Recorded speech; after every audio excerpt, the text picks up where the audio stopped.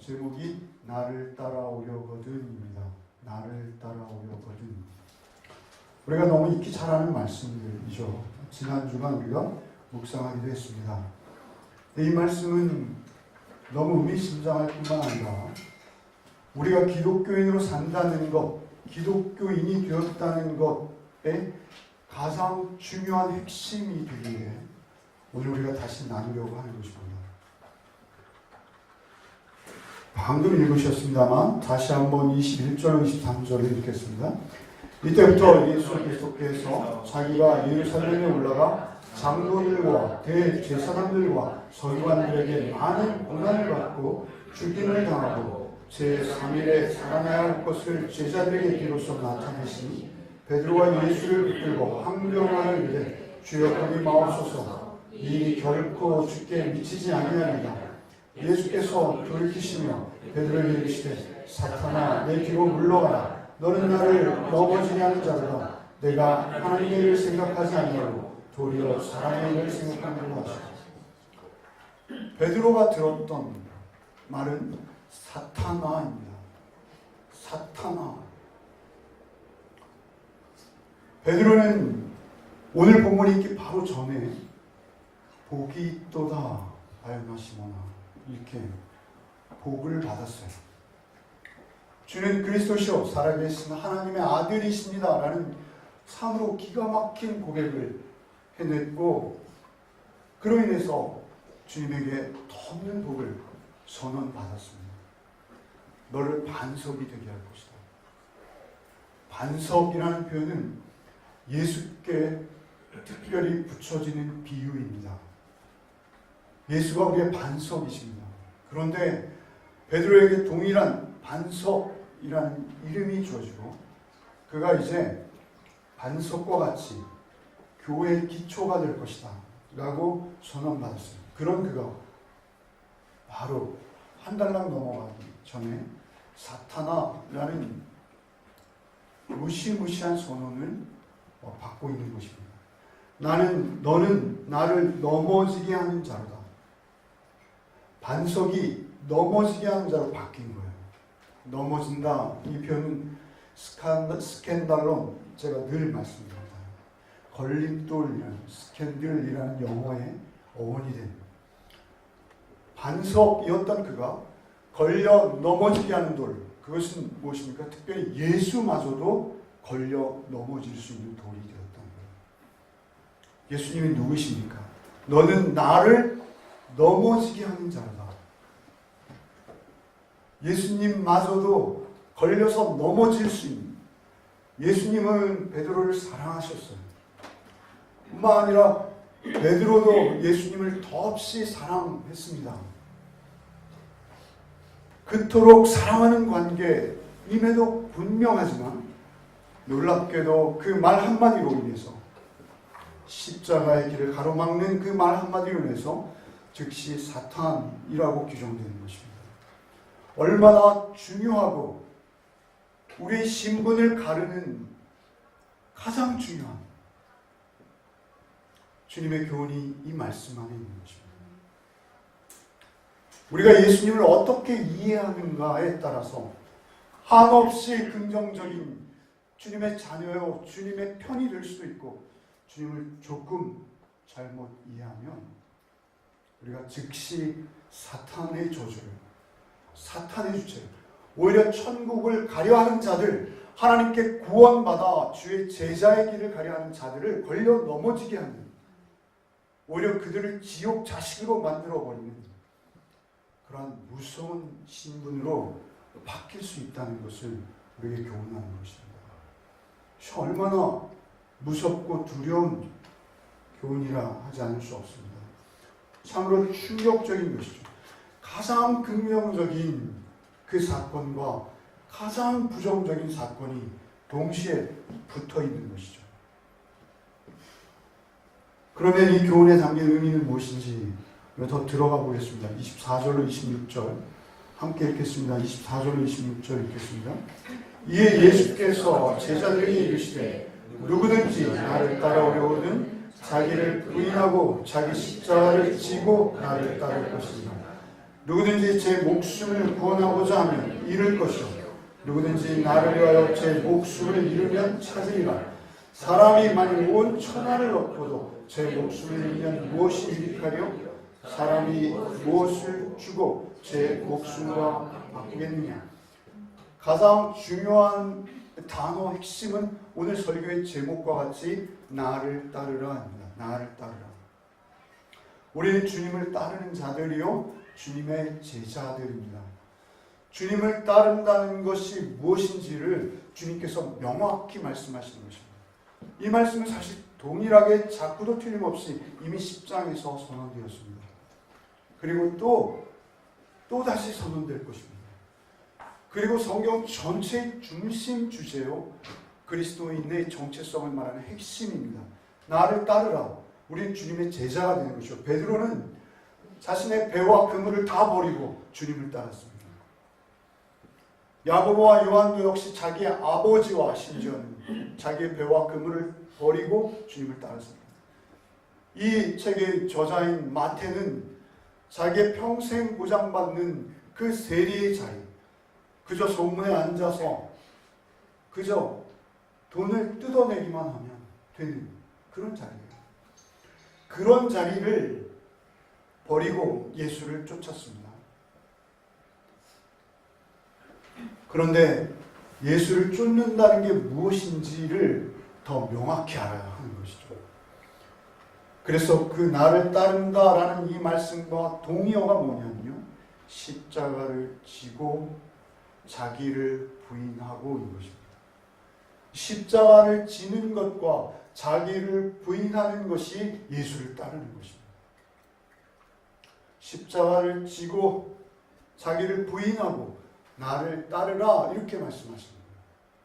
예수를 따른다는 의미가 무엇인지를 명확히 하시는 것입니다. 우리가 오늘날 예수를 따른다라고 하는 사람들은 굉장히 많습니다.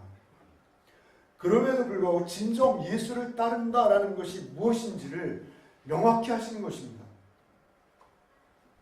산상수훈에서도 우리가 보았듯이 예수를 따른다 하고 주를 위해서 평생을 살아왔다 하지만 정작 그의 삶을 주께서 인정하지 않으시는 경우가 있다는 사실입니다.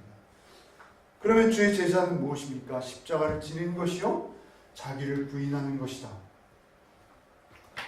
여러분, 예수께서 십자가를 지러 가실 때 공관복음서보다 나타나는 예수께서 예루살렘에 바로 입성하시기 전에 어떠한 복음서에는 여리고의 소경이라 했고 마태복음 같은 경우는 20장 29절 말씀에 두 장님, 두 소경이라고 말합니다. 그 두 소경이 눈을 뜨는 것이죠. 전에는 보지 못했던 전혀 새로운 세계를 보기 시작하는 것입니다. 그 의미 있는 상징적인 사건을 예루살렘 입성 전에 두시는 것은 십자가 지는 것을 보라는 것입니다. 그 십자가 지는 것 안에 전혀 새로운 세계가 열릴 것이다 라는 것입니다. 전혀 새로운 세계, 그 이전에 너희가 보지 못했던 세계, 이제 새롭게 펼쳐지는 신세계가 너에게 있을 것이다. 보라라는 것입니다. 그렇게 그들은 전에 없었던, 그들의 눈에 보이지 못했던 그런 세계를 보기 시작하는 것이죠. 자기를 부인하고 십자가를 진다라는 이 말씀이 누가복음에는요, 자기를 부인하고 날마다 십자가를 지고요. 날마다. 십자가를 한 번 지는 것이 아니고 everyday입니다. 그래서 바울 사도께서는 나는 날마다 죽는다 하셨는지 모르겠습니다. 그 십자가를 지는 것은 한 번 일회성 사고가 아니라는 것이죠. 그런데 우리는 이 말씀을 오해할 수 있어요. 인간적인 생각으로 엉뚱하게 오해할 수 있어요. 25절 같이 한번 다시 읽죠. 누구든지 제 목숨을 구원하고자 하면 잃을 것이요 누구든지 나를 위하여 제 목숨을 잃으면 찾으리라. 여러분, 주님께서 너 목숨 내놔. 그러면 내가 새 목숨 줄게.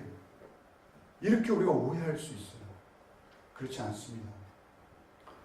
전혀 성경적인 해석이 아닙니다.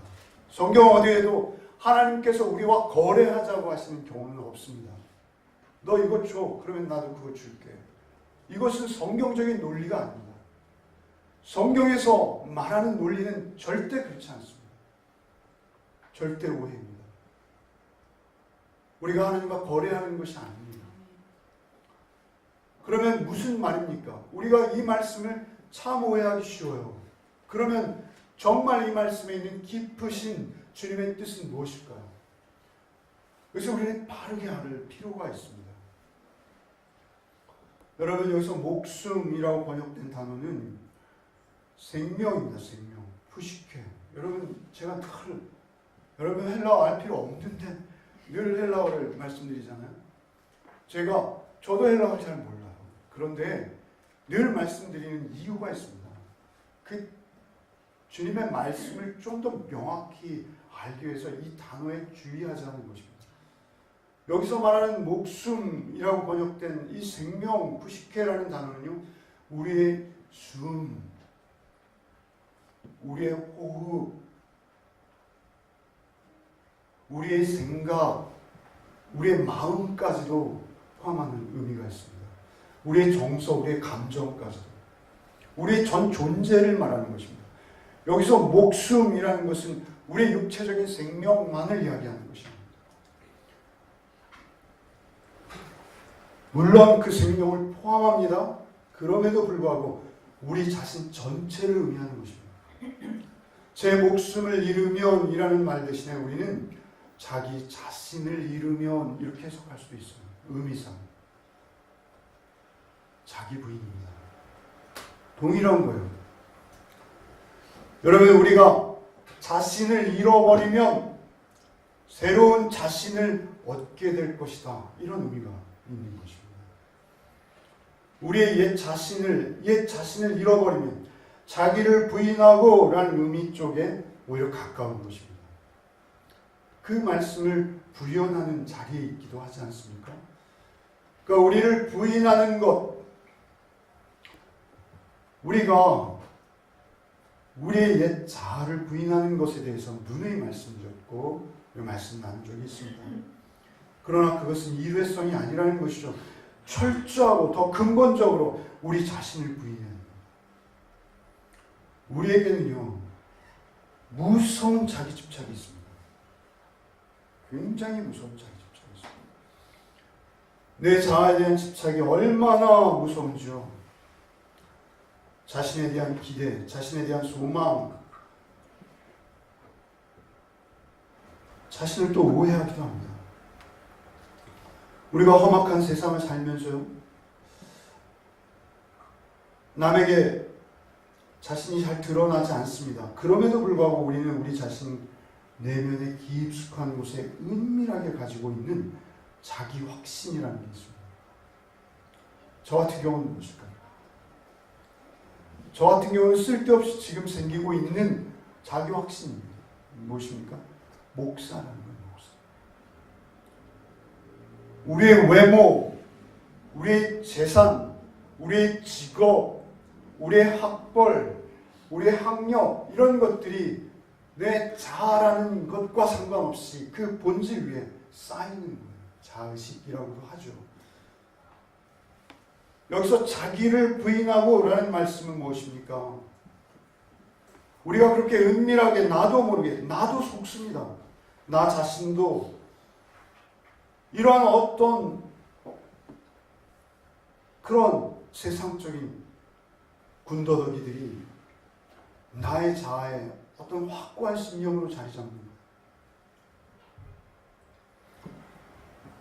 우리가 자기 혼자라는 생각이 듭니다. 세상을 살다 보면 정말 주변에 아무도 없고 나 혼자뿐이다 라는 생각이 들죠. 굉장한 고립감이 우리에게 몰아올 때가 있습니다. 그럴 때도 우리가 놓치지 않는 게 있습니다. 자의식입니다. 절대 놓치지 않습니다. 나는 그래도 이만한 사람이야. 나는 그래도 이러이러한 것들이 나에게는 있지. 자기 혼자, 자기 깊은 자의식에 쌓아놓은 자기 자신, 나밖에 없는 거예요. 고립되고 외로워지고 위기가 오고 그리고 위험이 닥치면 그 자아식이 더 불쑥불쑥 솟아나고 그 자아식에 기대는 거예요. 그리고 그 자아의식을 의지하는 것이죠. 나는 이런 사람인데, 나는 괜찮은 사람인데. 그러면서도 우리의 내면 깊숙한 우리의 본능에 가까운 또 다른 한 마음이 있습니다. 그것은 무엇이냐면 내가 참 아무것도 아니다 라는 생각. 나는 아무것도 아니구나. 그렇게 아무것도 아니라는 것을 알면서도 놓지 못하는 또 양면의 자아가 있는 거예요. 내 존재가 얼마나 가볍고 수시로 변하고 걷잡을 수 없는 존재라는 것을 너무나 잘 알아요. 그래서 나는 아니야 라고 알면서도 최후의 순간이 오면, 어떤 위기가 오면 그 자아식의 못된 것 한두 가닥을 붙드는 것이죠. 그러나 그것은 내 본질이 아니라는 것입니다. 그렇게 버티다가 결국 무너질 수밖에 없는 순간이 오면 우리는 너무나 쉽게 아주 어처구니 없이 우리의 희망을 포기해버리죠. 그래서 자살들 하는 겁니다. 우리 자아가 얼마나 가볍고 그 존재가 가벼운지 훅 불면 날아갈 수밖에 없는 자아, 내 존재라는 것을 우리는 본능적으로 알면서도 고집스럽게 우리의 몇 가지 안 되는 그 자기의이기도 하죠. 그런 것들을 붙들고 놓지 않는 것이죠. 자기 집착에서 벗어나지 못하는 것입니다. 예수께서는 그 생명을 내놓으라는 말씀에는, 그 목숨을 내놓으라는 말씀에는 우리의 그 썩은, 우리의 그 냄새나고 부패하고 추한 우리의 자기의식을 버리라는 겁니다. 그러한 말씀이 있는 것입니다. 그래서 우리가 그토록 집착하고 버리지 못하는 그것들을 버릴 수 있도록 주께서는 어떤 면에서는 십자가를 지신 것입니다. 십자가 밑으로 우리가 나올 때만 그것이 얼마나 가볍고 덧없는 것인지 알 수 있기 때문입니다. 우리의 수고하고 무거운 지은 짐을 거기서 외에는 내려놓을 수밖에 없는 것이죠. 거기 외에는 내려놓을 것이 없는 것입니다. 주님께서 우리를 부르시는 것입니다. 그런데 그 십자가 밑에 내려놓으면 새로운 생명이 부여된다는 것입니다. 거기서 끝나는 것이 아니에요. 거기서 우리가 그전에 보지 못했던, 느끼지 못했던, 경험하지 못했던, 우리가 감히 상상하지도 못했던 새로운 생명이 그곳에 있다는 것입니다. 그래서 목숨을, 자기 전부를 내려놓으면 거기에 새로운 네가 있다는 거예요. 그 새로운 나는 주님이 대신하는 자입니다. 그분이 나의 왕권을, 나의 모든 자아를 통치하고 다스리는 분으로 그분이 부활하시는 것입니다. 내 안에서. 자기를 부인하고 자기 십자가를 지고 나를 따른다라는 것은 우리가 잃어버린 내 자아가 있는데 새로 찾는 내 자아도 있는 거예요. 새로 찾는 나, 잃어버린 나, 그리고 구원받아서 새로 찾게 되는 나, 그것을 동시에 비교하시는 것입니다. 잃어버린 나는 부패하고 악하고 옛사람을 말하는 것입니다. 하나님께 마땅히 정죄받고 죽어야 될 나를 말씀하시는 것입니다. 아니, 성경은 죽어야 될 나라고 말씀하시지 않고 죽었던 너, 이렇게 말씀하십니다.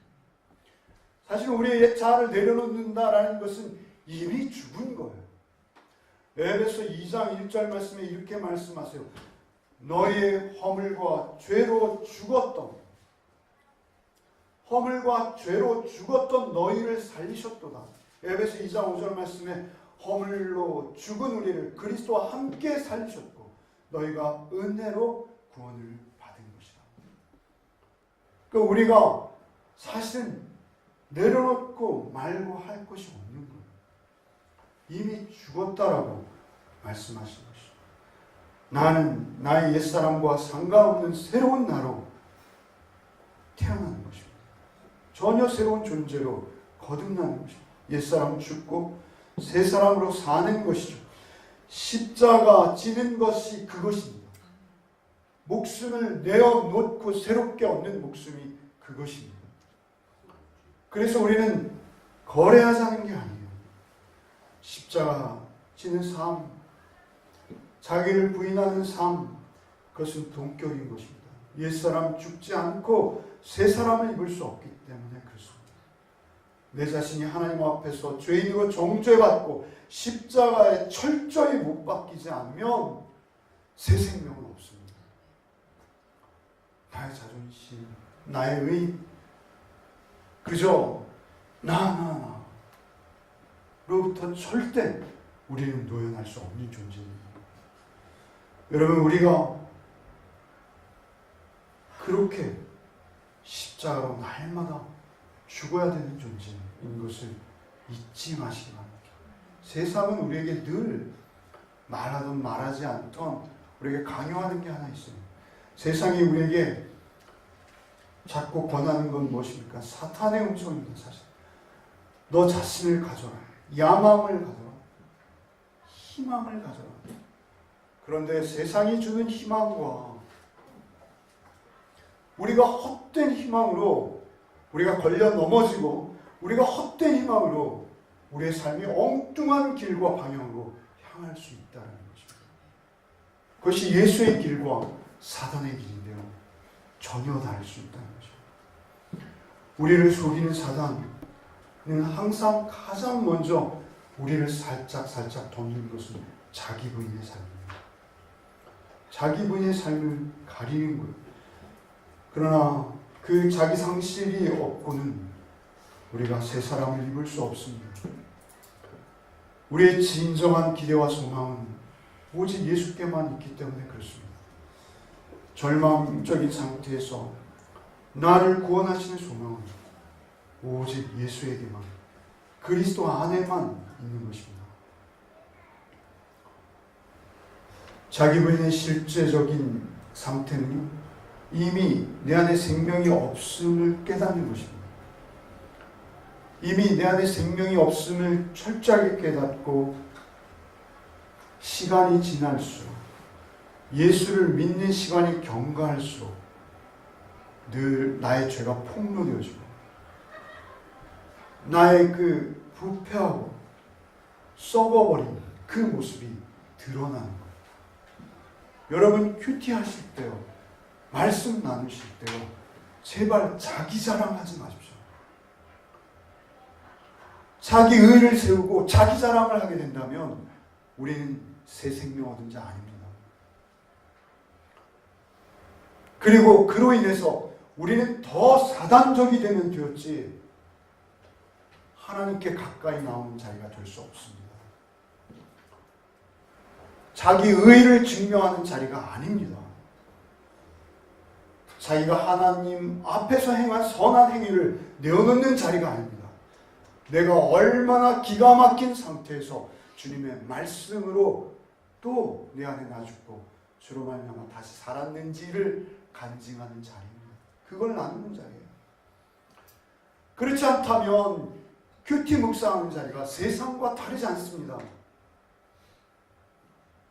세상에서 서로의 크기를 사랑하고 약육강식의 세상과 다르지 않은 그런 기가 막힌 자리가 우리 큐티 자리가 될 수 있다는 것입니다. 여러분, 오히려 나의 죄를 고백하십시오. 나의 마음을 폭로하십시오. 그러면 여러분, 새 생명이 여러분에게 찾아오시는 것을 경험할 것입니다. 우리의 새 생명은 그렇게 쉽게 오는 것이 아닙니다. 주님의 십자가를 의지할 때만 가능한 것입니다. 26절 말씀 한번 읽어보시죠. 같이 읽겠습니다. 사람이 만일 온 천하를 얻고도 제 목숨을 잃으면 무엇이 유익하리까? 사람이 무엇을 주고 제 목숨과 비교되느냐? 천하보다 귀한 것이 목숨이라는 것입니다. 천하보다 귀한 것이 생명이라는 것입니다. 이 생명과는 무엇도 바꿀 수 없다는 거예요. 27절, 28절 말씀 같이 함께 마지막으로 읽겠습니다. 인자가 아버지의 영광으로 그 천사들과 함께 오리니 그때 각 사람이 행한 대로 갚으리라. 진실로 너에게 이르노니 여기 서 있는 사람 중에 죽기 전에 인자가 그 왕권을 가지고 오는 것을 볼 자들도 있느니라. 아버지의 영광으로 그 천사들과 함께 오리니 그때 각 사람이 행한 대로 갚으리라. 여러분, 이 말씀도 우리가 너무 오해하는 말씀이에요. 여러분이 행하는 것, 번역 자체가 그렇게 우리에게 오해될 수 있다는 것입니다. 여러분의 행위가 아니에요. 문맥을 읽어보십시오. 문맥에서 우리에게 교훈하시는 것은 십자가의 길을 갈 것이냐, 세상이 주는 영광의 달콤한 길을 갈 것이냐, 그것을 말하는 거예요. 우리가 내어놓는 어떤 선한 행위 하나하나를 말하는 것이 아닙니다. 여러분, 늘 말씀드리지만 그러한 선한 행위 하나하나는 오히려 독재자들이 더 많이 한다니까요. 그러한 선한 행위를 말하는 것이 아닙니다. 여기서 말씀하시는 행위는 결국 제자의 길을 갈 것인지 사탄을 쫓아갈 것인지로 표현되는 것입니다. 내가 그 선택에 따라 갚아줄 것이다. 여러분, 우리는 성경에서 잘 배워서 알고 있습니다. 한 사람이 두 주인을 섬기지 못할 것이니 혹 이를 미워하면 저를 사랑하거나 혹 저를 중히 여기면 저를 경히 여김이라. 그 말씀에 바로 붙어 나오는 28절 말씀, 진실로 너에게는 여기 서 있는 사람 중에 죽기 전에 인자가 그 왕권을 가지고 오는 것을 볼 자들도 있는데, 행위를 말씀하시는 것이 아니라 너희 안에 누가 왕인가를 말씀하시는 거예요. 나를 지배하고 나를 인도하고 계신 분이 누구이신가? 십자가 지신 예수가 내 주인이신가? 아니면 세상의 사탄이 내 주인인가? 그것을 말씀하시는 거예요. 여러분, 저도 목사이지만 저도 늘 속아요. 저도 늘 세상이 주는 그 권위와 세상이 주는 성공과 그 번영,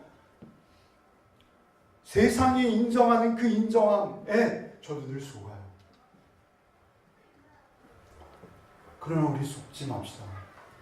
우리의 본질을 보시는 주님, 우리의 중심을 보시는 주님 앞에 내 존재를 들키지 않도록 우리 속에서부터, 나의 가장 깊은 내면으로부터 우리의 자아, 나를 부인하고 예수로 사는, 그것이 여러분의 기도가 되시고 여러분의 삶이 되셔야 할 줄 믿습니다. 그렇지 않고 우리가 생명을 얻는 길이 없어요. 날마다 십자가에 못 박는 것입니다. 여러분, 우리가 마태복음을 쭉 묵상하다가 갑자기 느헤미야로 오니까 적응이 잘 안 되시죠? 그러나 동일한 말씀입니다. 여러분, 제가 보기에는 매일 성경에서요 3.1절이 다가오니까 느헤미야를 읽는 것 같아요. 부활절 그리고 사순절을 지나면서 예수님의 십자가, 예루살렘 입성과 십자가의 달리심, 그리고 부활을 그 기간에 묵상할 수 있도록 우리를 배려하다 보니까 이렇게 된 것 같아요. 3.1절 설교하기에 느헤미야 굉장히 좋습니다. 그죠? 그런데 사실은 말이죠, 느헤미야가 세우고자 하는 나라는 어느 나라입니까? 이스라엘이에요. 영적으로 보면 그것은 하나님의 나라입니다. 그런데 놀랍게 구약에서 구원받은 하나님의 사람들에게서도 나타나는 동일한 특징이 한 가지 있어요. 한 가지.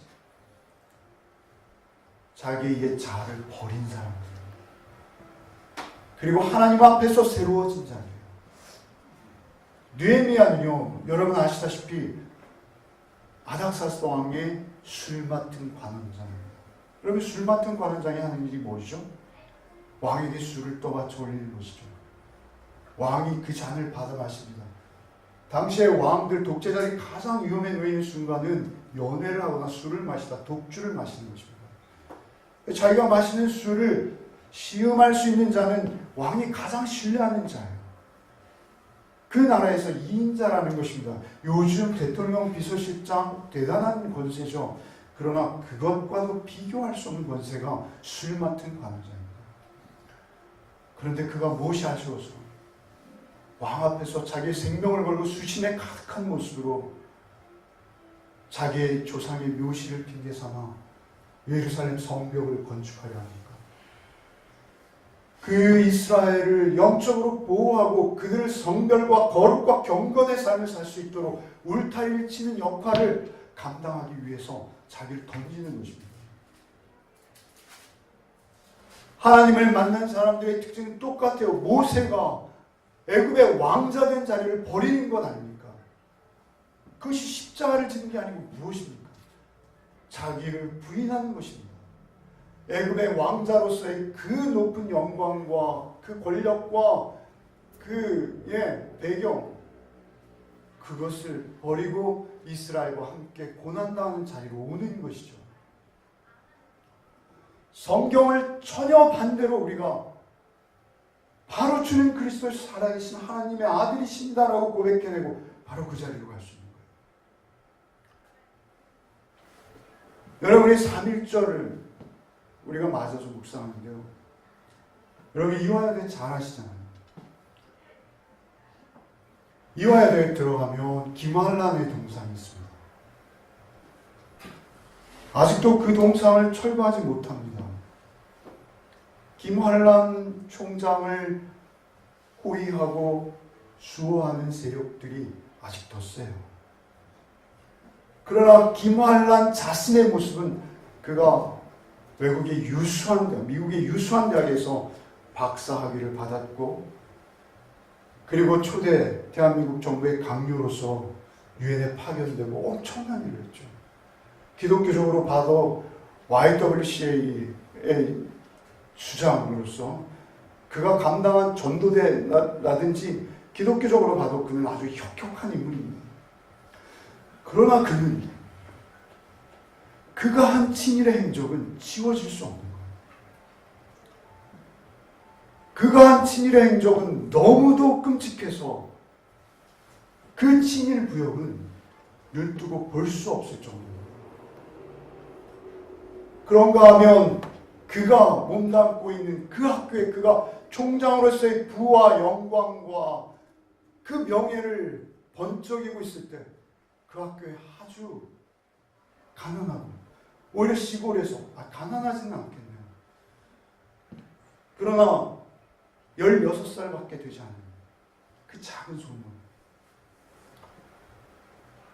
우리가 접할 수 있는 그의 기록은 말이죠, 일본 형사에게 맞아서 얼굴이 퉁퉁 부어진 그의 본래의 모습을 다 잃어버렸다고 하죠. 그 감옥에서 끔찍한 고문과 학대와 구타 속에 죽어간 한 어린 소녀가 있습니다. 대한민국이라는 나라를 놓고 볼 때도 그들의 하나님은 극명하게 갈라집니다.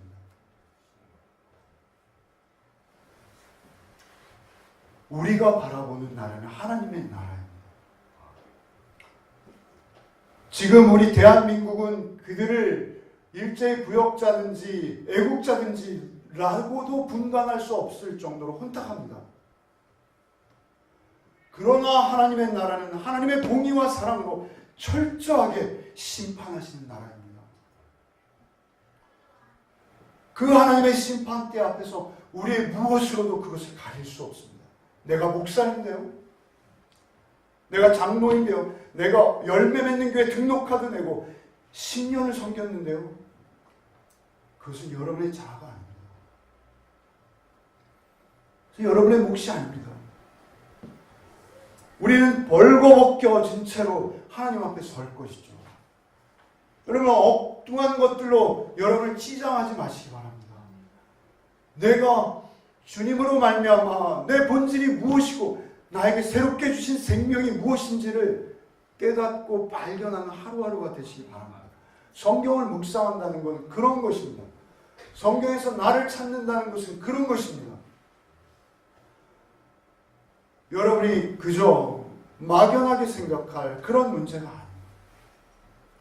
주님께서 28절에 인자가 왕권을 가지고 오는 것을 볼 자들도 있느니라. 왕권을 가지고 올 것을 볼 자들도 있느냐? 거기엔 주님의 제자들만 모여 있어요. 제자 아닌 사람은 없어요. 그런데 왕권을 가지고 오는 것을 볼 자들도 있고 보지 못할 자들도 있다는 거예요. 여러분, 많은 주석가들은요, 이 말씀을 가지고 말도 안 된다. 주님은 제자들이 살아생전에 다시 재림하지 않으셨다. 그래서 이것은 그 다음에 있는 변화산 이야기를 하는 것이다. 그때 요한과 베드로만 보지 않았느냐. 뭐 이상한 주석들이 많이 있습니다. 그러나 이 말씀은 무엇입니까? 예수께서 십자가에 죽으실 뿐만 아니라 다시 사셔서 우리 가운데 찾아오셔서 우리 진실한 왕으로 십자가 지고 나를 부인하고 예수 따르는 제자의 삶을 살 것인지 아닌지를 결정하라는 것입니다. 그것을 우리에게 말씀하시고, 그래서 바울 사도께서는 이렇게 말씀하셔요. 에베소 1장 19절 이하에 에베소 성도들을 향해서 이렇게 말씀하세요. 너희가 좀 알기를 원한다. 19절 그의 힘의 강력으로 역사하심을 따라 믿는 우리에게 베푸신 능력에 지극히 크심이 어떤 것을 너희로 알게 하시길 구하노니 그 능력이 그리스도 안에서 역사사 죽은 자들 가운데서 다시 살리시고 하늘에서 자기 오른편에 앉히사 모든 정사와 권세와 능력과 주관하는 자와 이 세상뿐 아니라 오는 세상에 일컫는 모든 이름에 뛰어나게 하시고 또 만물을 그 발 아래 복종하게 하시고 그를 만물의 교회의 머리로 주셨느니라. 교회는 그의 몸이니 만물 안에서 만물을 충만케 하시는 자의 충만이니라. 교회를 통해서 예수께서 다시 오셔서 통치하시고 다스리시고 그 힘의 능력의 강화심을 우리의 삶 속에 경험하게 하시고 우리 안에 예수를 충만히 느끼고 경험할 수 있도록 우리와 함께 하시겠다는 거예요. 그것은 교회를 통해서 하시겠다는 거예요. 주님이 머리 되시고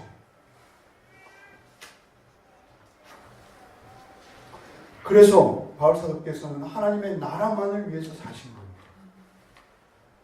바울 사도께서는 남루하게 주님과 방불하는 참으로 초라한 모습으로 사셨지만 그는 내 몸에 그리스도의 흔적을 가졌다. 이렇게 말씀하죠. 내 몸에 그리스도의 흔적을 가졌다. 내가 40의 가방매를 2번이나 맞고 태장에 맞고 그래서 사도행전 21장 13절 이렇게 말씀 바울이 대답하되 너희가 어찌하여 울어 내 마음을 상하게 하느냐. 나는 주 예수를 위하여 결박받을 뿐 아니라 예루살렘에서 죽을 것도 각오하노라. 에베소 성도들이 울면서 바울을 막는 거예요. 거기 가시면 안 됩니다. 이것은 걸림돌이 되는 거예요. 사도께서 그곳에 가셔야지 사도다운 삶이 그를 기다리고 있는 거예요. 우리의 삶에서 여러분 우리가 그리스도를 믿고 제자된 삶을 산다는 것은요. 무엇인지 바르고 분명하게 보십시오. 세상적인 사단이 주는 헛된 자아식에 사로잡혀서 헛된 희망을 쫓으면서 예수 믿는다. 그렇게 하는 이들이 얼마나 이 땅에 많이 있습니까? 아니 나도 그 대열에 쉽게 부하 내동하는 자 아닌지요.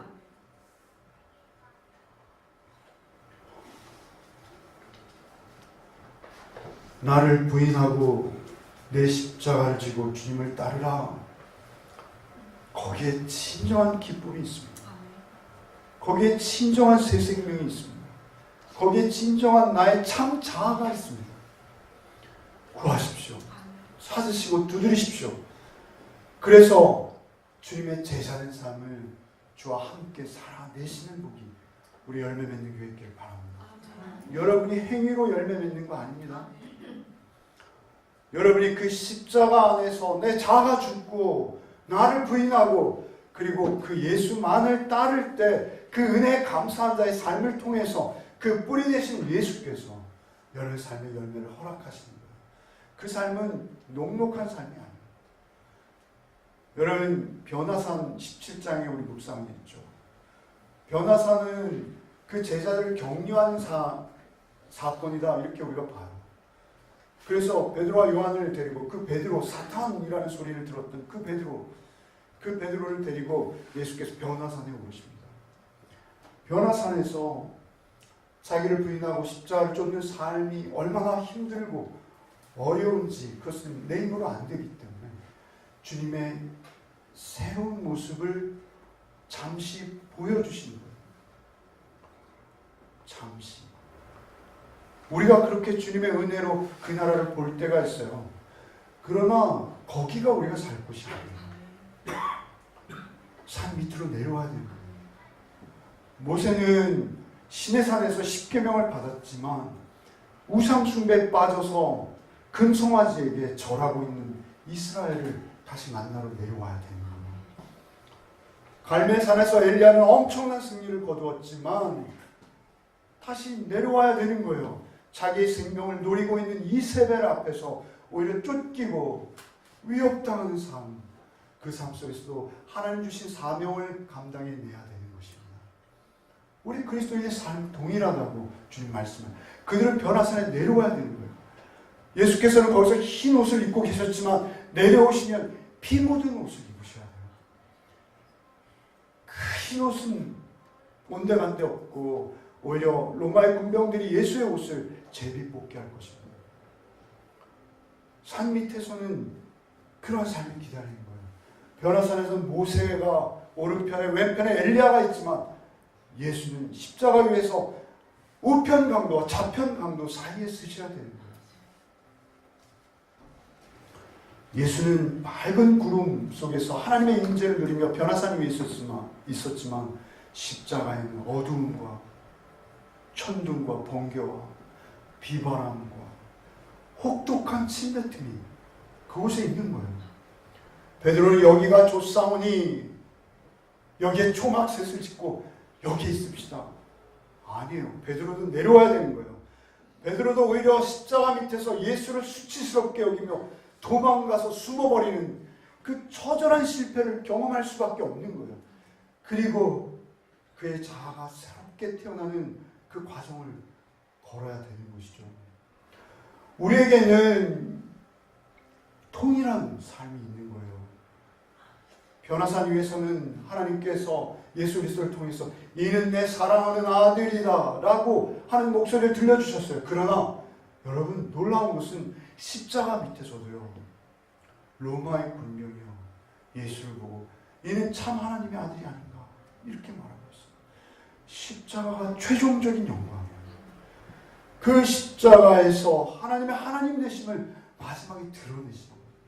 성경이 너무나 명료하지 않습니까? 성경이 너무나 명료하게 우리의 삶이 무엇인지를 그 본질을 보여주고 계시지 않습니까? 그 왕권을 예수께 인정하는 거예요. 예수께만 그 왕권이 있다라는 것을 인정하고 예수를 기꺼이 따르는 삶을 살아내셔야 하는 것입니다. 그런데 그것은 성령이 아니고서는 못 사는 겁니다. 십자가와 성령은 동일합니다. 십자가 안에서 새 생명으로 성령으로 우리가 그 영광에 참여할 자로 이 땅에서 그 영광을 살아내는 것입니다. 그것이 십자가의 삶이에요. 더욱 낮아지고 더욱 양보하고 더욱 희생하고 더욱 섬기는 삶. 여러분이 할 수 없는 그 일. 그러나 십자가 밑에서 예수의 제자로 예수를 따르는 삶을 살 때만 가능한 그 삶. 여러분의 죄가 기꺼이 폭로되어지고 가장 낮은 자리로 스스로 내려갈 때 주께서 여러분의 손을 잡으시고 올려주실 줄 믿습니다. 여러분 스스로 할 수 있는 것은 아무것도 없다라고 여기시고 오직 주만이 왕되는 한 주간의 삶을 살아내는 복이 저 여러분에게 소원합니다. 주님 감사합니다. 주님께서 오늘도 우리에게 우리의 삶의 본질을 보여주시니 감사합니다. 우리가 산 위에 있는 것이 아니라 산 아래에서 그 삶을 감당하는 때라는 것을 잊지 않게 하여 주옵시고 오직 주께서 초청하시는 그 자리 누구든지 나를 따라오려거든 자기를 부인하고 자기 십자가를 지고 나를 따를 것이니라 라는 이 말씀이 그저 우리의 주상적인 교훈이 아니라 우리의 삶이 되게 하시고 삶의 실천이 되게 하시고 삶 속에서 기꺼이 포기하고 내려놓고 나의 죄를 고백하며 예수만이 나의 의이십니다를 고백하는, 내 의가 아닌 예수만이 나의 의이십니다를 고백하는 우리의 삶이 되게 하여 주옵소서. 예수 그리스도 이름으로 기도하옵나이다. 아멘. 이제는 우리 구주 예수 그리스도의 은혜와 하나님 아버지의 크고도 놀라우신 사랑과 성령의 교통감화 충만케 하시는 은총, 세상 속에서 오직 주님만을 따르기를 원하며 주께서 십자가 지신 주께서 나의 왕 되심을 고백해내는 삶을 살기로 결단한 우리 가족들 위해 이제부터 영원토록 함께 계시기를 축원하옵나이다. 아멘.